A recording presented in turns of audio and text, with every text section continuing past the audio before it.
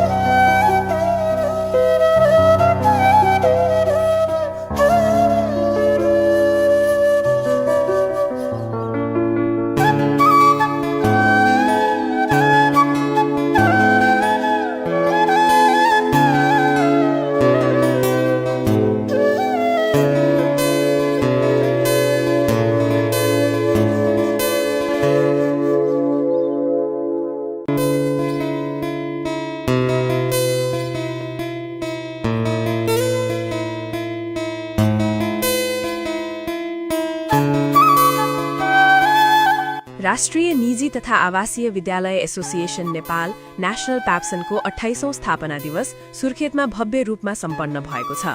कार्यक्रममा निजी तथा आवासीय विद्यालयहरूको भूमिका, शैक्षिक गुणस्तर र एकताबद्ध भएर अघि बढ्नुपर्ने विषयमा छलफल गरिएको थियो। कार्यक्रम नेशनल प्याप्सन जिल्ला समिति सुर्खेतको आयोजनामा पौष 27 गते शुभ होटल सुर्खेतमा सम्पन्न भएको हो। स्थापना दिवसको अवसरमा शिक्षा क्षेत्रमा निजी विद्यालयहरूको योगदान, चुनौती र भावी कार्यदिशाबारे सरोकारवालाहरूले आफ्ना धारणा राखेका थिए।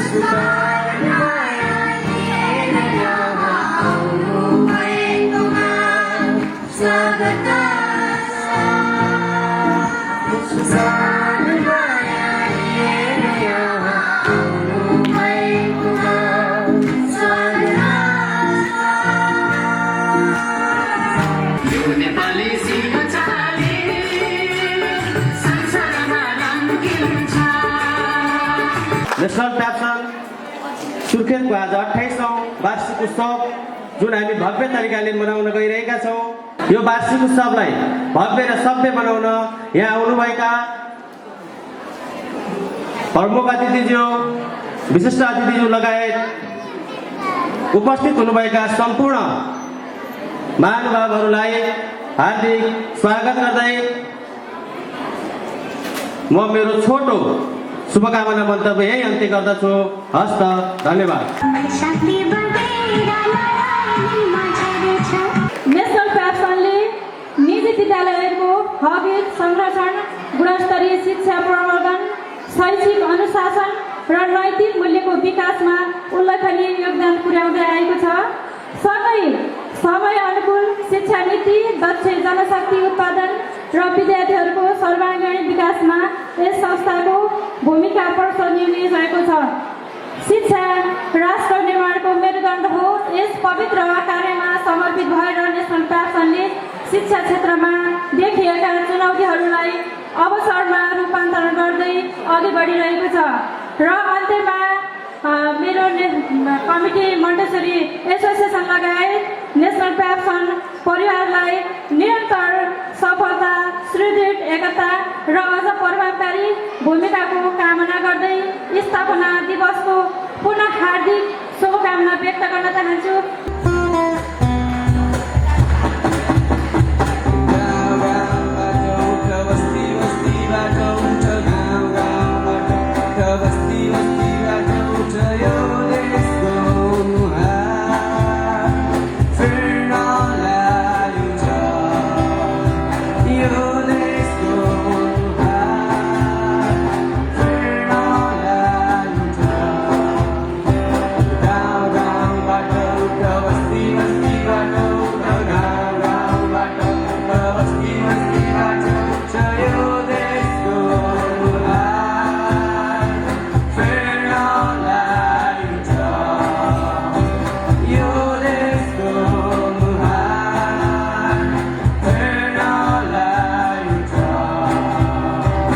यहाँ सबैलाई यो कार्यक्रम भव्य र सभ्य बनाउन शुभकामना प्रकट गर्न उपस्थित तपाईँ सबैलाई र कार्यक्रम सफल बनाउन उपस्थित तपाईँ सबैलाई हार्दिक धन्यवाद व्यक्त गर्दै अन्तमा आज राष्ट्रिय एकता दिवस नेसनल प्याप्सनका विभिन्न ठाउँमा अवस्थित व्यक्तिहरूको राष्ट्रिय एकता, राष्ट्र मेलमिलाप र अन्य व्यक्तित्वहरू समेतको राष्ट्रभक्ति सक्रियता बढोस्। सबैलाई राष्ट्रिय दिवसको शुभकामना सुन्दै यो 28औं स्थापना दिवसको पूर्ण सफलताको शुभकामना राख्दै म मेरो छोटो शुभकामना सन्देश शेष गर्छु। धन्यवाद, नमस्कार।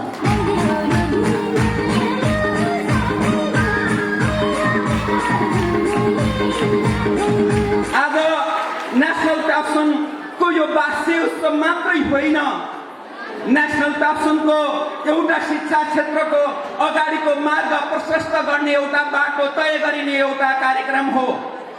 यसले नेसनल प्याप्सनद्वारा आयोजना गरी नेसनल प्याप्सनको खाता सङ्गठनमा आबद्ध भएर लागिरहेका सम्पूर्ण विद्यालयका विद्यार्थी भाइ बहिनीहरू, नेसनल प्याप्सनका सम्पूर्ण शिक्षक साथीहरू, नेसनल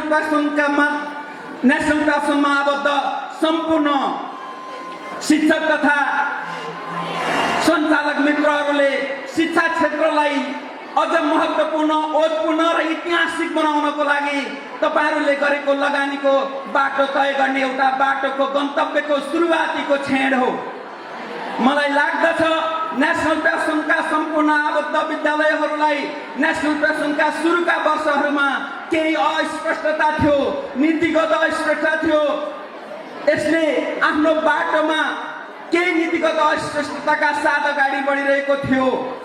त्यसै गरी नेसनल प्याप्सन तथा प्राइभेट स्कुलहरूलाई हेर्ने दृष्टि दृष्टिकोणमा अलिकति अस्पष्टता थियो। आज नेसनल प्याप्सन 28औं वर्ष पार गरिरहँदा ती सबै चुनौतीहरूलाई सामना गर्दै यहाँसम्म पुगिरहेको छ। त्यसैले पनि नेसनल प्याप्सनका सम्पूर्ण हस्तीहरूलाई म नेसनल प्याप्सन प्रदेश कमिटीको तर्फबाट तथा मेरो व्यक्तिगत तर्फबाट शुभकामना व्यक्त गर्न चाहन्छु। हामीले नेसनल प्याप्सनको जन्मदिन मनाउन गइरहेका छौँ।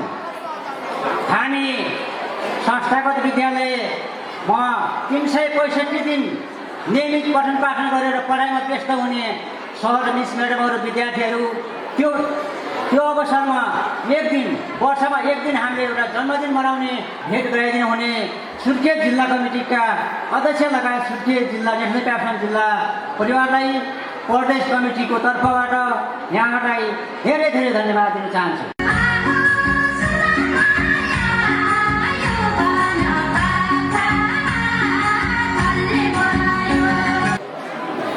आज सिङ्गो राज्यको करिब 34% विद्यार्थीहरूको हिस्सा ओगट्न सफल भएको निजी विद्यालयहरूको प्रतिनिधित्व गर्ने नेसनल प्याप्सन यो एउटा निजी विद्यालयहरूको गौरव र प्रतिष्ठाको बिन्दु हो। हामी आज यहाँ नेसनल प्याप्सनको जन्मोत्सव मनाउँदै गर्दाखेरि हामीले के बुझेका छौँ त भन्दा निजी विद्यालयलाई राज्यले हेर्ने दृष्टिकोण अत्यन्तै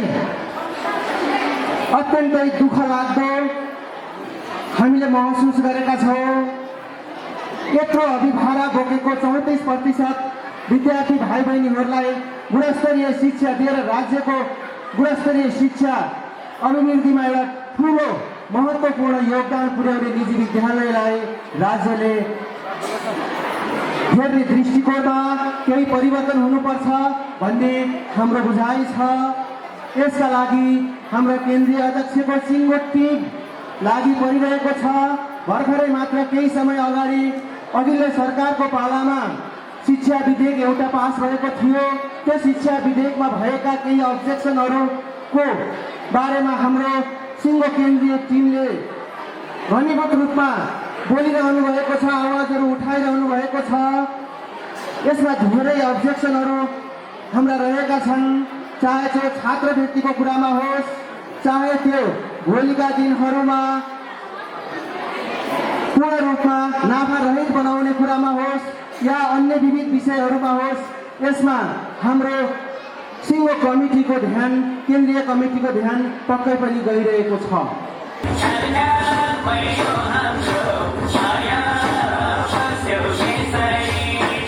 प्याप्सन अन्तर्गत सञ्चालन भएका विद्यालयहरूको यो जुन शैक्षिक गुणस्तर सुधारमा विगतदेखि अहिलेसम्म जुन प्रकारको योगदान भएको छ यसको लागि म प्याप्सनसँग आबद्ध भएका सबै विद्यालय र विद्यालयको सबै परिवारलाई म हार्दिक धन्यवाद दिन चाहन्छु। निजी लगानीमा सञ्चालित भएका विद्यालय र समुदायमा आधारित विद्यालय दुई प्रकारका विद्यालय छन्। दुई प्रकारका विद्यालय बीच हामीले लाग्छ, मेरो व्यक्तिगत तहबाट त्यति मैले प्रवाह गरेर विभेद अगाडि सरले भने जस्तो त लाग्दैन।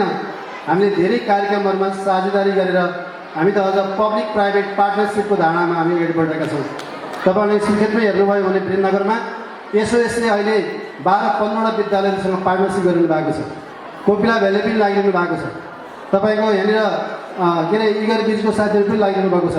विभिन्न विद्यालय तपाईँको साउथ एसियन अब विभिन्न विद्यालयको साथीहरूले ल पार्टनरसिपको मोडलमा जाउँ भन्नुभएको छ। त्यसकारण हामी पब्लिक प्राइभेट पार्टनरसिप गरेर शैक्षिक अवस्थालाई सुधार गर्ने हो। तपाईँ हाम्रो सबै उद्देश्य त्यही नै हो। त्यो अभियानमा हामी लागौँ। त्यसमा म पूर्ण रूपमा सहयोग गर्न चाहन्छु।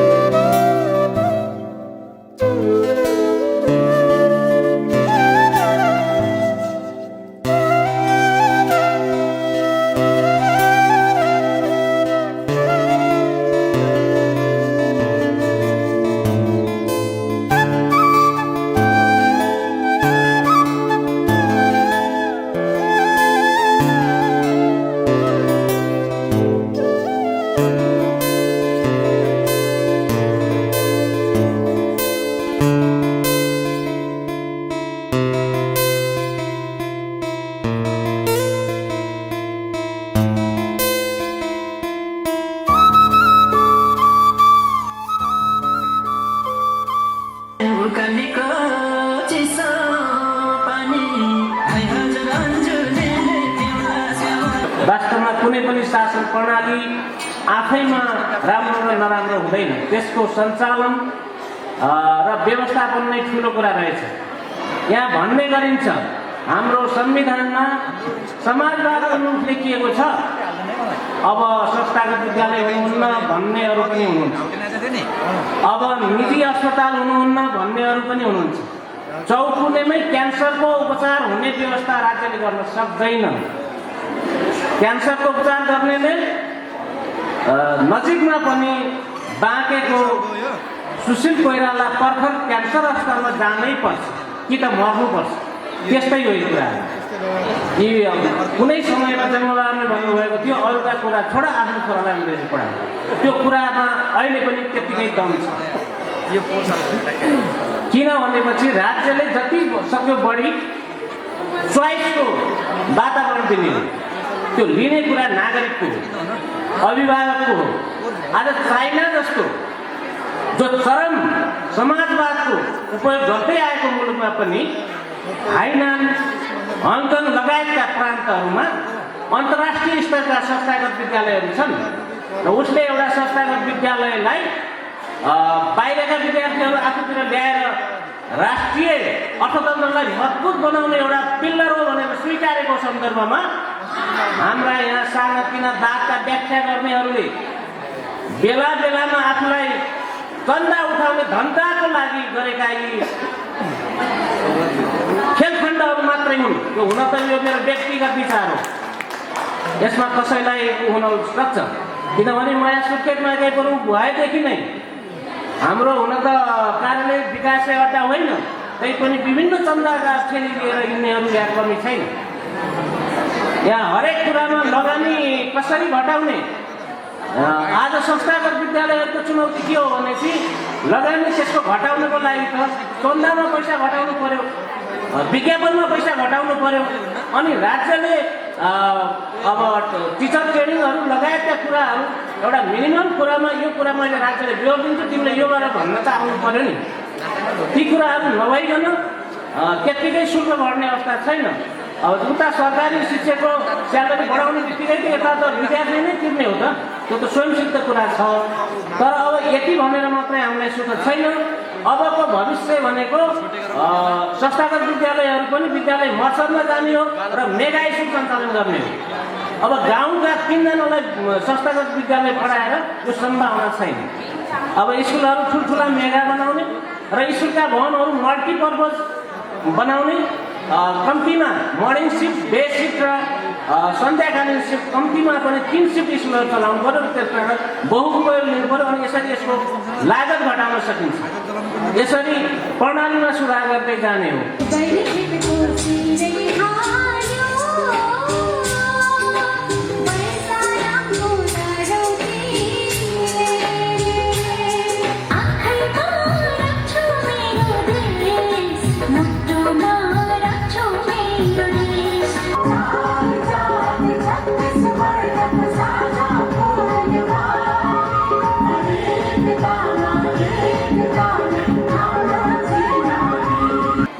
जसरी आज खाएको खाना भोलि खाएर हुँदैन, त्यस्तै गरी तपाईँको शिक्षा भने पनि अनवरत जाने कुरा हो र उमेर अनुसार एउटा ग्लोबल प्र्याक्टिस हुन्छ। एउटा हाम्रो कन्टेक्स्टमा यो उमेरभन्दा पनि उनीहरूलाई उनीहरूको प्रि स्कुलिङमा चाहिने पर्याप्त समय कति हुनसक्छ त्यो कुरा निर्धारण गर्दै जाँदा काठमाडौँ युनिभर्सिटीसँग बसेर हामीले 3 वर्ष करिकुलम फाइनलाइज गरेका छौँ। त्यो तपाईँहरूको प्रि स्कुलहरूमा भोलिका दिनमा नेसनल प्याप्सनले अगाडि बढाउन खोजेको छ। त्यो हुनाले पाठ्यक्रम अथवा सफ्टवेयर, स्कुलको सफ्टवेयर, स्कुलको पाठ्यक्रम भनेको ठुलो हतियार हो। यसमा हामीले कहिले पनि चुक्नु हुँदैन र नेसनल प्याप्सनले अहिले हामीले विद्यार्थी भाइ बहिनीहरूको लागि सफ्ट स्किल चाहिने सफ्ट स्किल के हुन सक्छ त्यो विषयमा अनि एआई करिकुलम र यो पाठ्यक्रम हामीले विकास गरेको कुरा पनि मैले जानकारी गराएँ। र यति भन्दै गर्दा तपाईँहरूले जसरी शिक्षकहरूलाई सम्मान गर्नुभयो, मलाई सोध्दै गर्छन् मिडियाका मान्छेहरूले, शिक्षकहरू वास्तवमा प्राइभेट स्कुलमा चाहिँ जसरी हेरिनु पर्थ्यो हेरिन्न भन्ने खालको एउटा चाहिँ न्यारेटिभ बनाउने कुचेष्टा गरिन्छ। म के भन्ने गर्छु भने कुनै पनि स्कुलको भविष्य शिक्षकहरूको इकोसिस्टम मिल्यो भने, शिक्षक खुसी भयो भने अनि बल्ल त्यो स्कुल खुसी हुने हो। किनभने त्यो स्कुलको, त्यो देशको भविष्य भनेको शिक्षक र विद्यार्थीको बिचमा क्लासमा हुने गतिविधिले निर्धारण गर्छ।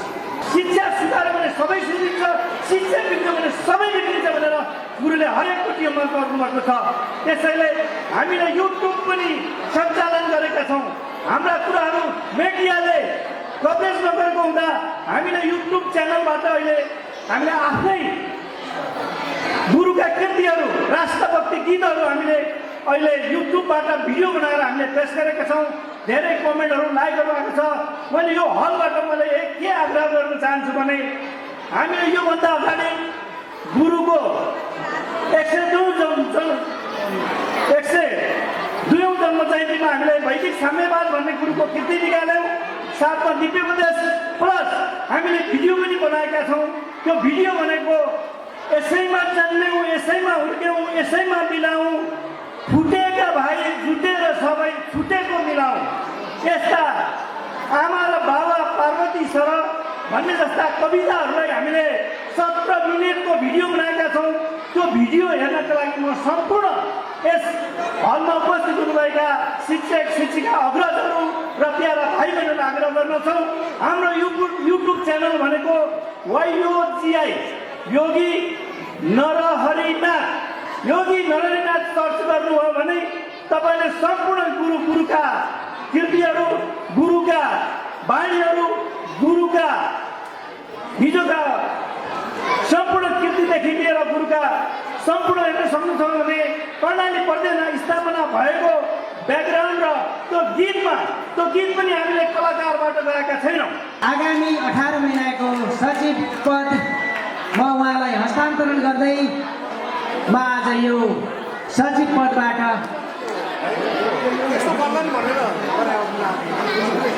बाहिरिँदैछु। म तपाईँहरूकै माझमा हुनेछु। सबै आदरणीय व्यक्तित्व हुनुहुन्छ। म बाहिर बसे पनि मेरो साथ सहयोग रहिरहनेछ।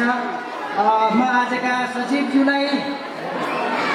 आजबाट हुने सचिवज्यूलाई म खादा उडाई सम्मान गर्न चाहन्छु।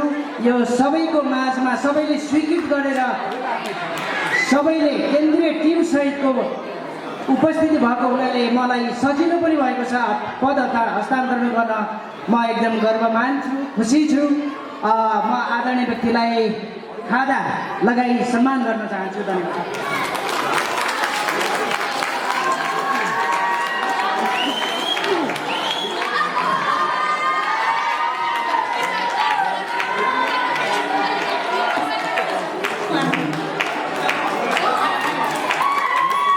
अघिल्लो महाधिवेशनमा, जिल्ला महाधिवेशनबाट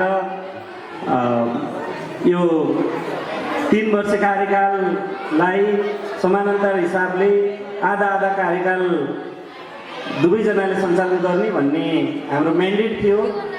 त्यही म्यान्डेट अनुरूप उहाँको कार्यकाल सकुशल रूपमा उहाँले सम्पन्न गर्दै आजका मितिदेखि मलाई चाहिँ कार्य जिम्मा दिनुभएको छ। हाम्रो जुन महाधिवेशनको, जिल्ला महाधिवेशनको म्यान्डेट अनुसार मैले पाएको छु। यसका लागि सचिव दीपक सरलाई म हृदयदेखि नै आभार व्यक्त गर्न चाहन्छु।